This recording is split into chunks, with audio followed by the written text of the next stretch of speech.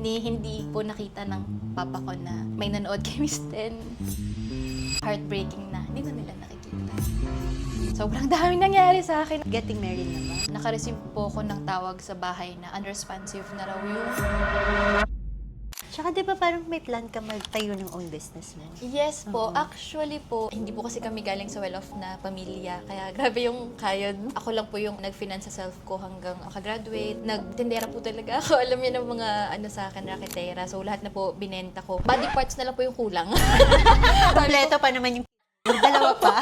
Nakapag-start naman po ako ng business ko na rin. So, after ko rin po umalis sa Perth, nag-focus din po ako doon. Meron po akong Airbnb and regular naman po na may guest. Yun. Business-minded ka pala talaga. Opo. And then, yung online shop ko naman, okay din po. Everyday naman may Ayaw mong shipping. i-plug? Pag nakabili na ako ng Birkin dahil po ng business ko, doon ko po siya i-reveal. May e-commerce business ka rin. Yes. Ano yun, di ba? Before ka mag-join sa amin, existing na siya talaga. Yes po. Existing So, parang na mas siya. gusto mo na lang mag-focus doon ngayon.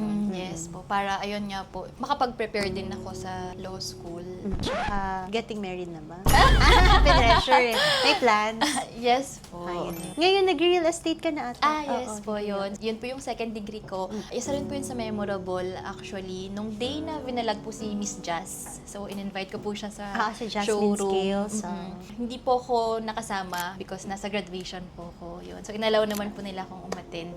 So, that's my second degree po. BSR Real Estate Management. Nag-start na rin po ako. I-venture yun. Real estate broker, no? License? Hindi po po. May board exam pa siya, ma'am. Nag-aaral na po ako doon.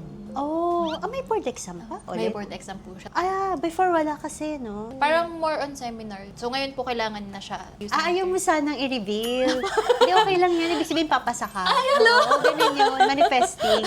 Sana nga po. Hindi mo mag-aral. Feel ko po, ma'am, yun na lang yung ano ko eh. Advantage na binigay ni Lord kung wala kang backup. Pag kasi galing ka sa walang-wala, parang ano ko malalaman to, yung parents ko hindi alam. Walang magtuturo sa akin. And ang hirap pumunta sa totoong mundo ng hindi ka-equip. Na kahit yung mga knowledge, yung wala kang alam sa technicalities, ganyan, parang kakainin ka niya ng buo. Parang yun lang po yung mapoprotect ko and ma-invest ko sa sarili ko na hindi maagaw ng kahit sino or kahit anong sabihin ng tao sa'yo, it won't change, CPA ka pa rin. Parang yan din yung legacy ng parents mo. Ayan nga po. Speaking of parents din, sobrang daming nangyari sa akin nang nandito ako sa Perth. Syempre, may good po and of course, may heartbreaking din. Halos kakastart ko pa lang po sa Perth. Pasok sana po ako the next day. Night before po, nag-message ako kay Sir Ricky and Miss Jian na di po ako makakapasok kasi naka-receive po ako ng tawag sa bahay na unresponsive na raw yung tatay ko. And umuwi po kami kasi bakit ganon? Hindi na talaga siya nag-response. Yun pala po, last day niya na. Nagpaalam po ako sa kanila. Sabi niyo nga po, ano yung legacy rin ng parents ko and heartbreaking na, hindi na nila nakikita. Hindi po nakita ng papa ko na may nanood kay Miss Ten. Na ngayon nanonood siya hinanap sa heaven. Sana talagang roller coaster ride yung journey ko sa Perth. Pero sila yung talagang nag-make din sa values ko. Ay, kahit anong mangyari, gusto ko maging kagaya nila, lalo yung sa character. Yung most memorable. Most memorable. Ito rin po yung first out of country ko, all expense paid. And sabi ko nga po sa kanila nung nasa airport kami and pauwi, sabi ko, pangit niyo po pala kasama. Ayun, ma'am. Sabi ni Miss, bakit? May ginawa ba kami? So sabi ko, grabe po. Imagine, almost 1 week lang yon. Parang umuwi akong 5 kilos yung tinaba ko. Kasi grabe po kayo bubusogin dito. Sobra, promise. Puro kain kasi dun. Opo. Sa Thailand. Talagang ang hilig pong magpakain nila, ma'am. Yun. Totoo ba yun? Ang dami ko pong na-try na mga foods na hindi ko natatry noon. Ang dami kong place na napuntahan, mga taon na minsan pinapanood ko lang sa TV. Sobrang grateful po ako sa inyo. Ay, oo nga, sino yun? Yung mga celebrity. Marami po eh. Si Mika and Bianca. Nagsi-circulate pa rin yung interview sa kanila. Nag-bar pa tayo sa Thailand, diba? First mo din yun, diba? Ako first ka rin Di siya po yun. umiinom. Hanggang 3 a.m. Tapos sumasayaw ako. May clip kami na gusto. Gumagano ka. Pumunta ka sa... Sabi ko, bo! Ganito kami dito, party kami. Kahit hindi na kami Gen Z. Ay, Gen Z ka pala. Ay, meron pa pala ako, ma'am. isa pang memorable, siguro nung nagpaalaman na nga po tayo na aalis ako, nakita ko si Ricky po na umiiyak. Ang sakit pala. Kuya ka na, ayaw niyo amin. So, ayun po yung time na sabi ko, ang heartbreaking. Ang sakit kasi si Sir Ricky, siya yung talagang nagpapalitan ng mood dito. Grabe yung humor niyan. Magaan talaga. Baka tumalikod gumano. Pero nakita ko po siya, mapula po yung nose niya and eyes. Baka may sipon ka pa.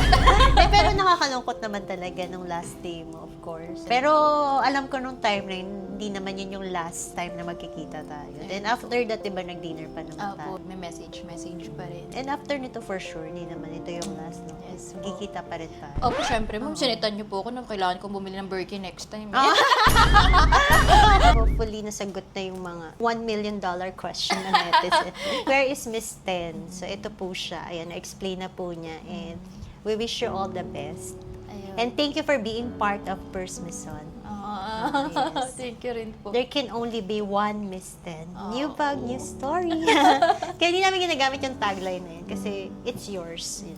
Ako naman po magtatanong, ma'am. Ano naman po yung advice nyo, Jalisa? Ako po kasi syempre Miss 25. That time, hindi ko rin alam ano ba yung gusto ko rin talagang gawin. Kasi ang daming opportunities, pwede mong Midlife pasukin crisis lahat. ka, gano'n. Opo. So kayo naman po, as napagdaanan nyo na or nalampasan, ano naman po yung advice nyo na lang? Oh, actually, nung ganyang age ako, nahirapan din talaga ako if gusto kong i-pursue mag-work as CPA or magbi-business. Kasi nakilala ko yung husband ko, yung boyfriend ko. So parang nagdasal lang din ako kung ano ba yung path na susundan ko. Actually, mahirap siya na question kasi feeling ko si God lang talaga, ma'am. Para sa'yo talaga. Kung ng para destiny, sa'yo. ganun. Oo. Pero work on your dreams. Dreams din. Oo. Kung gusto mo maging lawyer, feeling ko dapat kung ano yung nasa heart mo. Heart mo, yun nga, ma'am. No? Passion pa rin. Yung passion mo. And of course, pray. Para may proper guidance ka rin. Tsaka isa pa, pansin ko kasi sa younger generations, mahilig kayo magmadali. Yung success, hindi siya overnight. So kami, hindi naman kami siguro sabihin na natin may kasamang luck, pero hindi siya ganun all the time. So dapat maging patient din kayo. Yun. Actually, ma'am, 'di ba sa mga napapagkwentuhan natin, baka po kasi akala ng mga audience, one time, big time, na tinry nyo lang si Purse, nag-hit agad. Hindi, oo. Yun. So, parang nasi-share po nila sa amin, ang dami nilang naging business, nagtatry sila. Marami kaming businesses. Yun. So, Marami ring failed businesses. Yung success lang kasi yung Nakita nakikita ng tao, online. yes. Kaya yun yung pangit ngayon kasi since social media na, we tend to compare, di ba? So, wag mo i-compare yung journey mo, yung success mo sa iba. sa iba. Kasi mga heartbroken ka talaga. Parang, bakit ito ang bilis? Iba-iba naman kasi yung journey ng tao eh. So, what if after 10 years, successful pa ba siya? Or happy pa ba siya dun sa path na tinake niya? Ganun yun eh. So, nung time na yun, kami ni Ricky, nauna ako mag-business. So, parang ang dating sa mga kabatch ko, parang wow, she's successful. Ang bilis niya kumita. Pero, after mga ilang years, yung mga nag-stay sa auditing firm, eventually, naging partner sila. So, ngayon, nasa ano na sila? US, UK, London. Mas maluwag pa nga yung life nila ngayon, kaya nila mag-travel eh. Oo. Travel lang kasi nga partner na sila. Tapos, I think they're earning more. I don't know. Pero more than I expected. Wait for your proper time. Meron naman at Meron oo, talaga, oo, divine just time. believe. Sabi nyo nga, And ma'am, pray. di ba po, parang a year ago, ang layo nyo dito. Parang ibang-iba, may bago po kayong showroom, ang Oo, ganda ng ibang-iba. team nyo. Tsaka wala sa plan namin na magiging ganito kalaki Kalaki. si First Yes. Mason. Oo. So, at least na-share nyo po sa amin na hindi pala siya one time, big time, Hindi, overnight hindi siya. millionaire kayo. Oh, hindi. Grabe rin po yung pinagdaanan talaga nila. Huwag ka lang mag-give up. Ako may advice ako dyan. Dahil kakatapos ko lang magmasad sa...